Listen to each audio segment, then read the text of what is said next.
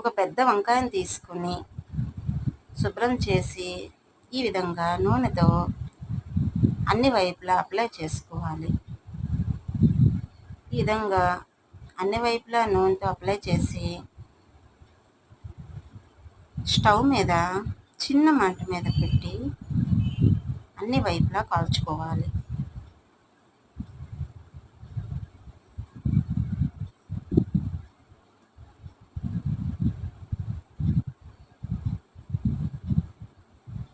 ఈ విధంగా అన్ని వైపులా కాల్చుకున్న తర్వాత కొంచెం మెత్తపడుతుంది.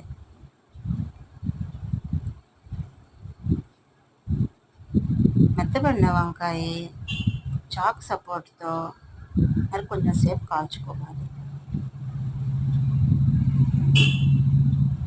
ఈ కాల్చుకున్న వంకాయని పక్కన పెట్టి 5 నిమిషాలు చల్లారాక దీన్ని ఈ పైన ఉన్న కాలిన తొక్కని తీసేయాలి.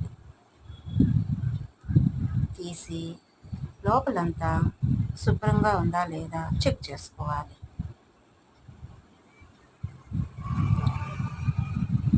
అల్లం, వెల్లుల్లి, జీలకర్ర, చింతపండు, పచ్చిమిరపకాయలు మిక్సీ చేసి ఈ విధంగా మిక్సీ చేసిన మిశ్రమంలో చెక్ చేసి పెట్టుకున్న వంకాయని వేసి మళ్ళీ మిక్సీ పట్టుకోవాలి.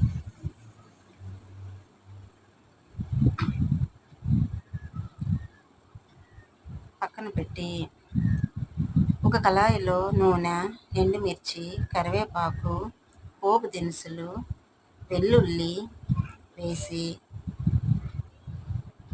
బాగా కలుపుకొని అందులో ముందు మిక్సీ చేసి పెట్టుకున్న మిశ్రమాన్ని వేసి బాగా కలుపుకోవాలి. ఇందులో కావలసినంత సాల్ట్ వేసుకోవాలి. ఈ విధంగా కలుపుకొని